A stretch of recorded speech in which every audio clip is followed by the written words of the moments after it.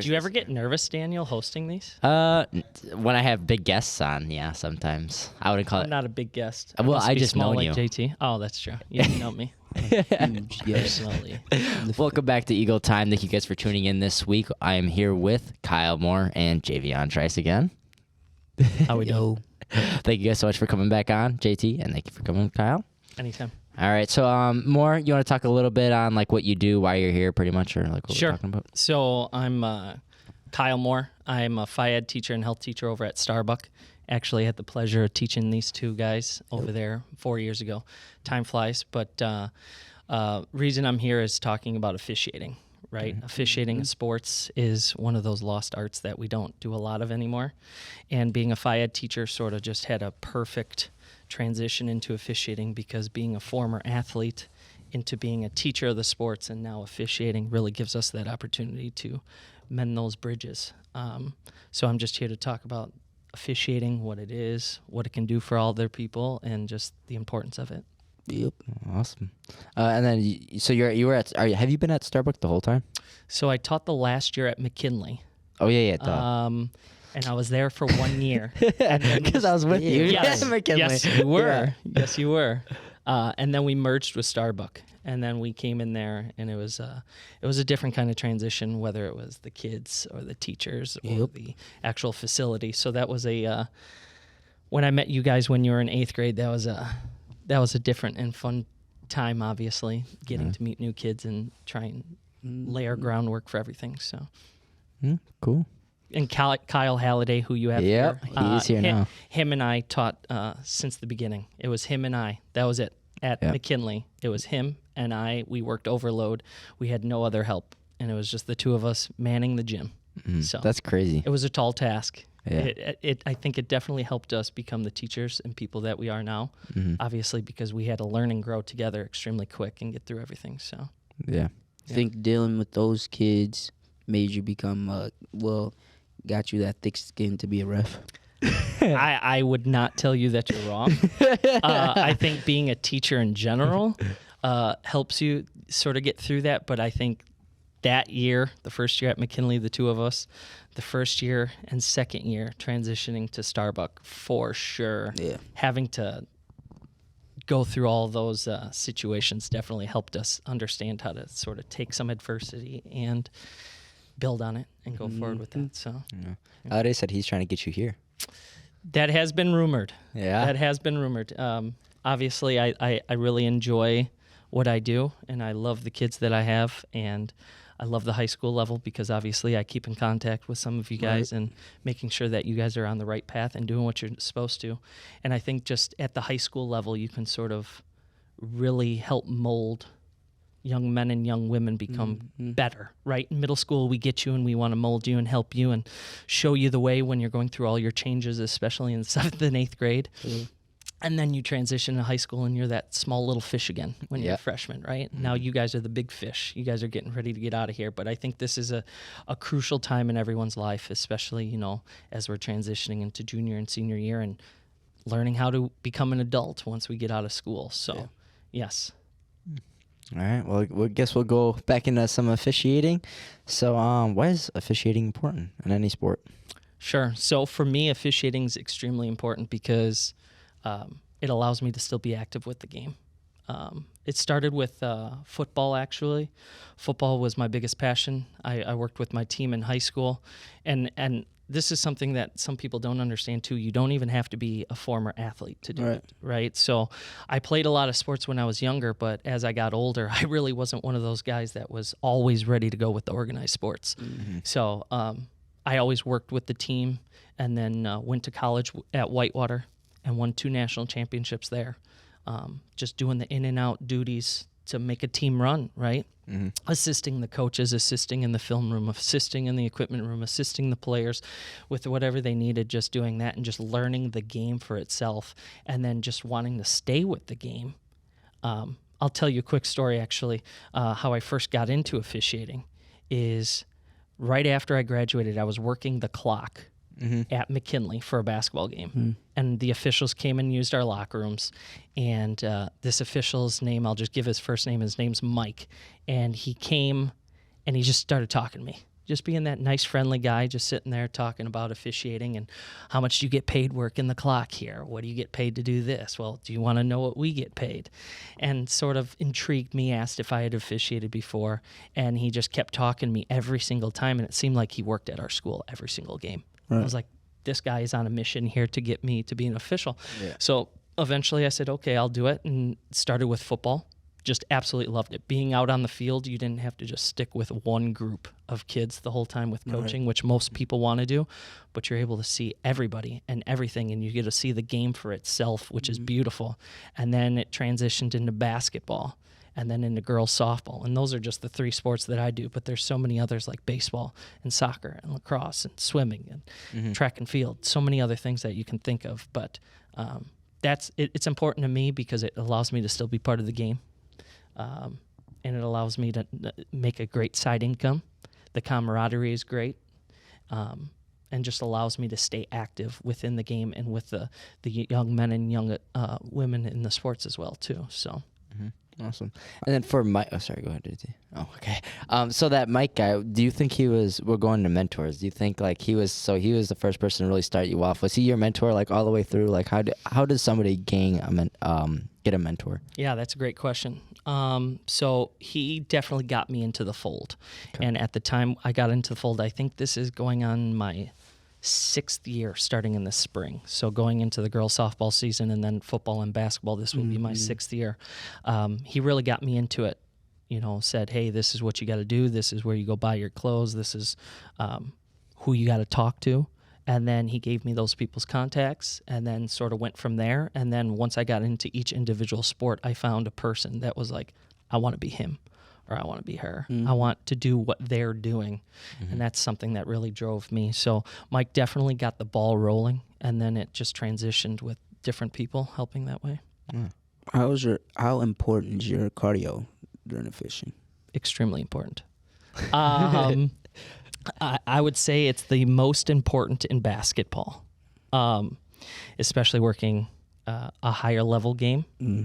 For me, someone who's 30 to run up and down the court with someone who's 16, 17, or 18, I better be ready to move because you guys fly up and down that court. I definitely do. Yeah, you fly. Yeah, we see you.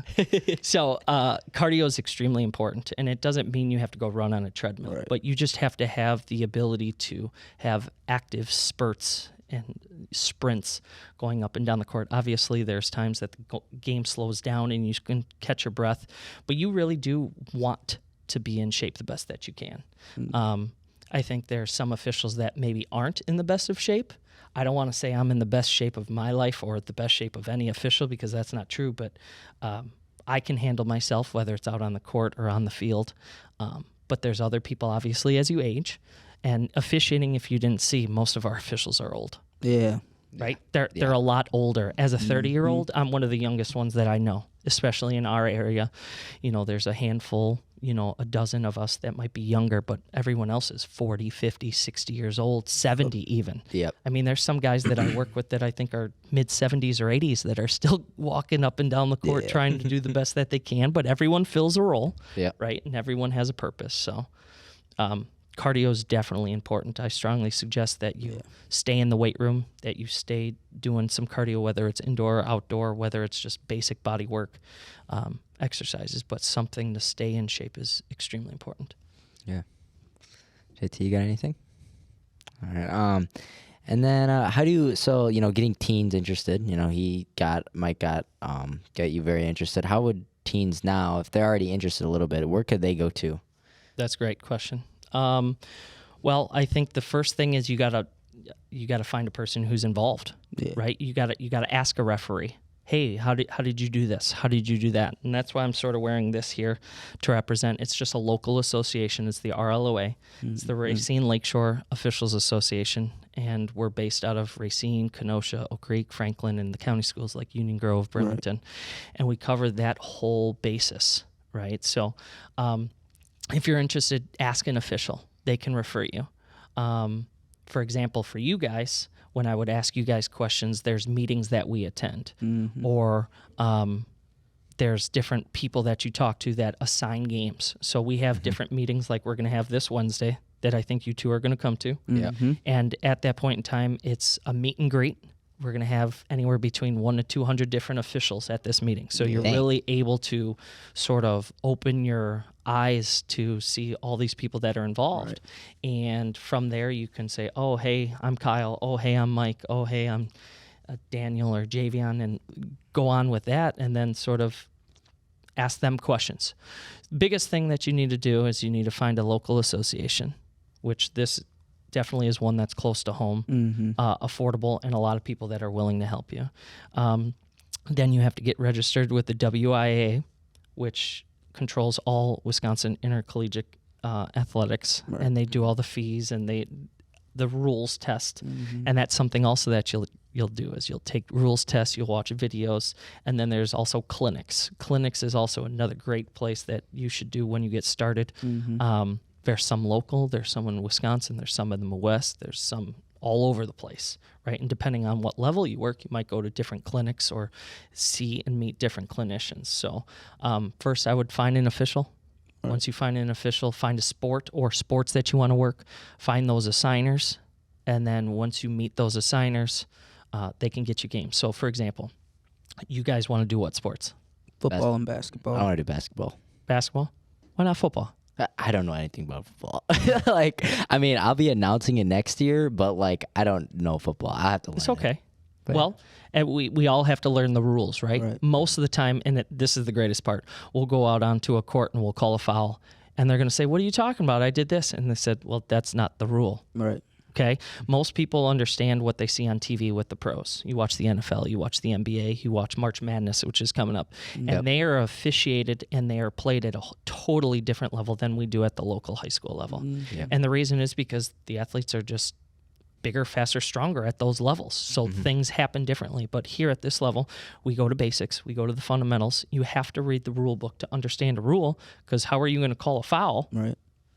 Right? If you don't know what it is. For example, the biggest foul that happens, I think, most of the time in basketball, people don't understand, is when someone goes up to block a shot and they keep their hands straight up and they go like this. Well, we'll walk up, hey, put your hands down. And they're like, well, I went straight up. Well, did you hit them with your belly? Did you create a with the block hip. with the lower hip, right? Did you tilt your hands down? Did you hit their forearm? There's so many of those little things that people don't pay attention and know, and they think that, oh, they're just perfectly straight up and down, that they don't notice, but we pay attention to. And that's the thing, that when there's 2, 3, 4, 5, however many of us out on the court of the field, we're paying attention to, and we know the rules, and the other people just don't. either don't know the rules or think they know the rules and want to give us their interpretation of the rules. Right, as you know. With fans, I'll say it mildly. They think they know the rules, but unless you really get into the rule book and you become an official or become a coach that is highly involved in the actual rules of the game, you won't understand why we call what we call, why we let go what we let go. And that's another huge aspect of officiating, is the advantage-disadvantage factor, right? Okay, you went up for a bucket. Yeah, you got bumped a little bit, but you made the basket. Am I going to call a foul? I can pass. Right? Every official officiates differently. There is a rule book, but all of us have our different personalities too. Some of us might be a little bit more passive and just go through the game. Some of us might be more vocal with the athletes. Some of us might crack jokes with the athletes. Some of us strictly business, right? Everyone handles it differently. And that's why pre-gaming too with officiating is so important. Meeting with those officials before the game. This is what we're calling. This is what we're, points of emphasis. And that's something that when you get into the rule book, there's points that you have to focus on and keep going with that. So, What do you think the biggest reason for the ref shortage, in your opinion? Well, the first answer that comes to mind is fans. And I'm not trying to call out all the parents and all the fans, but fans are the biggest reason for officials not joining, leaving early, or retiring from the sport. And it's tough, right? You go to any job. Let's say you work at a bank, or you work at a restaurant, or you work at a school, or wherever you work. You don't go to work wanting and ready to get yelled at. We come into a game ready to ref a basketball game by the rules to help you young boys and girls play the games, and then we're being yelled at the entire game for trying to do our job. We mess up. We're human. But we're out here to do our job.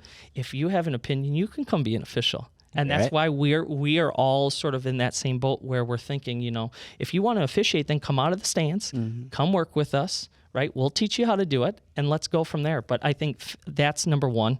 Number two is people don't want to sacrifice and discipline themselves. Who would rather come and work a basketball game at 7 o'clock on Friday at Racine Case instead of I'm a 25-year-old and I can go out with my friends. Right? That's another thing. Or why am I going to do this to go get yelled at? Or why am I going to do this? There's so many reasons, but fans, money, having other priorities are different things. But I think as many negative things there's that many more positives. Yeah. For sure. Oh, like me, JT, and TB, he was on the last week. We were at Wingstop watching the game, and it's like after officiating, you look at the game completely different. Absolutely. Like we're sitting there talking about it, like I wouldn't call a foul on that, and stuff like that. So it's super college interesting. refs. Yeah, they were We're watching college March Madness. Yeah.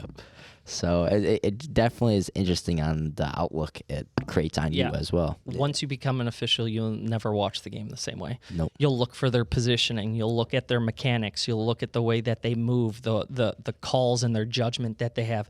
And we're so critical of each other. It's tough, right? Because we want to be the best that we can, but we're also so critical of each other. And I think sometimes we need to just step back and say, hey, this guy or gal is trying to do the same thing I am. Let's support them. Yeah. I maybe wouldn't have called that foul, right? I think some of the biggest plays that we can think of, let's talk about, the play in the Super Bowl, right? The holding call at the end of the game. Or we go back a few years with the non-DPI game with the Rams and the Saints, right?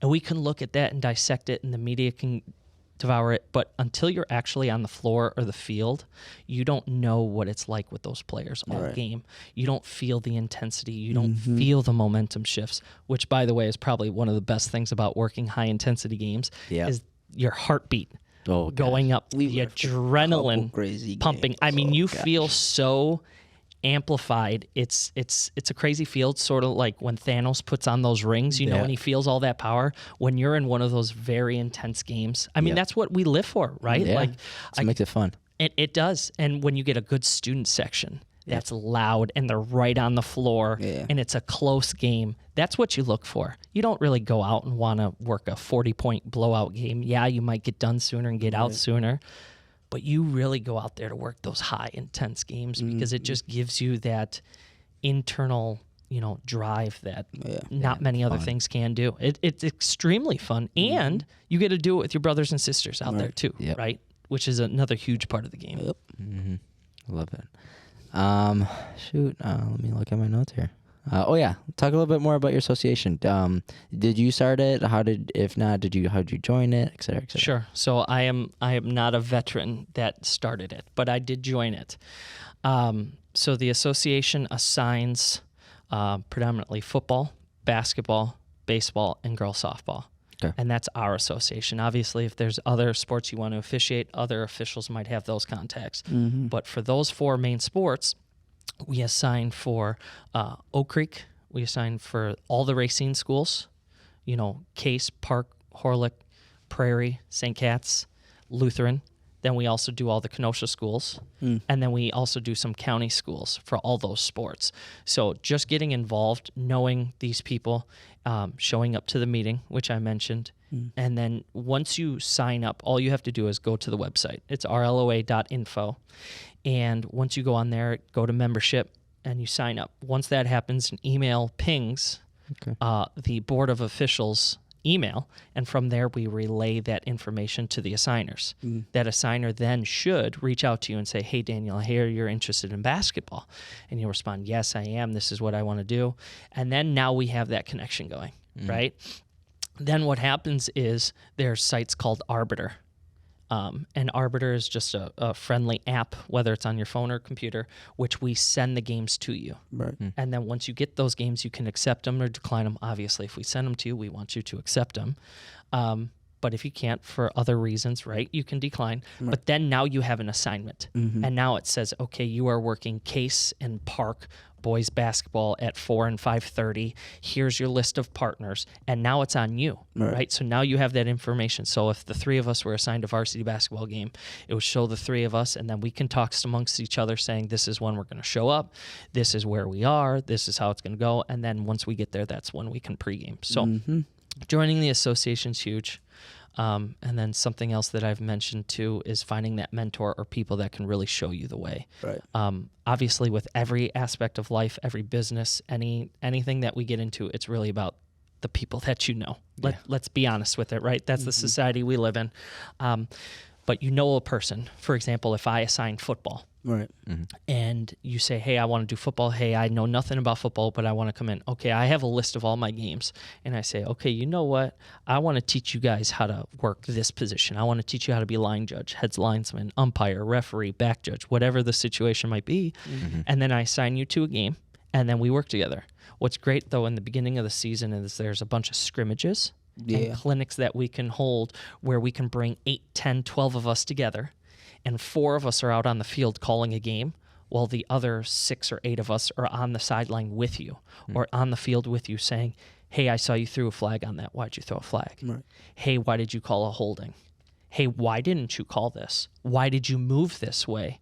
Right? And those are the things that are critically important so that the coaches and the fans and the players can sort of back off a little bit once you get better and going through it. And until you get games under your belt, and that's the biggest thing, you have to get games. You have to work. Reps. There's exactly right. There's building a muscle, right? Right. You can't break down and build a muscle doing it one time. Okay, my bicep's 24 inches now. I'm great. I'm done. No, you have to keep at it. You have to keep at it time after time, and it's consistency too, right? So getting those games, getting those assigners, and getting those mentors. I'll tell a brief story. When I started, obviously, Mike got me into officiating. Then from there, he said, hey, you're going to want to talk to Dave with football. My first ever football game was a JV game out at Horlick Field. Oh. Okay, and it was a freshman and JV doubleheader. And I worked the line of scrimmage, and Dave was the referee. And the referee is the guy that wears the white hat. Yep. So you'll hear them referred normally as white hat when you're amongst referees. Most people just, oh, that's an official. They don't know, right? But the referee essentially controls the game. He's the one who reports the penalties. He's the one who winds and stops the clock after penalties before. He's the one who really has to handle the big-time situation with coaches. But everyone fills a part. Yeah. And I remember I threw a flag, and we were going through, and he came to me right after that, and he's like, what do you got? And I was like, I don't know.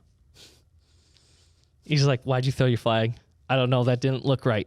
There are so many times that you're going to call a flag or call a foul in basketball, and it happens so quick, and you're like, oh, what just happened? Right. Right? But that's sort of a humbling experience because it's those reps that build. So Dave then said, well, this is maybe what you saw. Was it restrictive enough? Yes, no. And you go sort of break it down step by step by step. Right. And then you figure out, yes, it is, no, it isn't. And then we go through the enforcements. And then in basketball, what happened with me is I got in touch with a great official, which really helped me, a guy who worked a lot of high school and college at the D3, 2, and 1 level in the women's side, who helped me just learn the game. He came to my games. He took notes. He watched me work. I went to his games. I watched him work. I would practice in front of the mirror. I would just get those game reps. I'd watch film on YouTube. I'd get all this exposure to it, and I just immersed myself in this. And I said, this is going to be me. Right. And now, over the course of 5 years, I don't think I'm that good of an official compared to him, right? Because he's been doing it for 20, 25 years. But from where you are from when you first start to now, there's a tremendous change. And then from whether you're working the middle school level, the freshman JV level, then you go to the varsity level. Then you got to find a crew. Right. That crew is a group of 5 of you that work together or rotating people, and you work a game together, and you normally stick together. You don't really fill just one role, but you want to learn others. So, and then if you want to go to the college level then too, then that's just another person you have to find. You find, oh, this guy's in college. Okay, let me talk to him. He will tell me who to talk to, where are the scrimmages, where are the practices, where are the clinics. And something with officiating is you have to spend the money, especially in the beginning, to get all the clothes. Yeah. You have to look the part, right? You got to get the shirt, the pants, the flags, Yep. all those accessories. But if you find a mentor or another official, they probably have so much stuff from the previous years. They can Right. sort of, I remember you came and we're working a football game and you came to my school and I gave you a bunch of stuff. Mm-hmm. I actually tried giving them a used flag for football, and it was this like raggedy flag that I probably had for 3-4 years, and then I had this brand new one, just bright yellow, just perfect, sitting there. He's like, no, I'm going to take that one. And sure enough, he took that nice flag, and I was, at the moment, I was like, what are you doing, man? I just bought that flag. But then when you think about it, it's like, Kyle, you've been doing this for so long. Yeah. Let the young guy have the nice looking flag, right? So, but then each year you sort of build to your closet, right? Like I have one closet in my house that is strictly officiating. I have multiple suitcases, storage containers, clothes for each sport because you have to be able to support yourself, right? So, I mean, if you only do one sport, it's pretty easy. Just get all this and you're done. But 3 sports, and take your time building your wardrobe too, right? Just get all the essentials and then get through it, and then just keep working at it. Yeah. All right. Well, with that, I guess we'll end it there. Thank you so much, both of you, for Appreciate coming it. on. Thanks for having me. Sure, you might have to have you on again. Wonderful. Who knows? All right. Well, thank you guys for watching Eagle Time Podcast. Thanks for tuning in. You guys can check out the next episode next week. Have a good one. Peace. Peace. See you guys.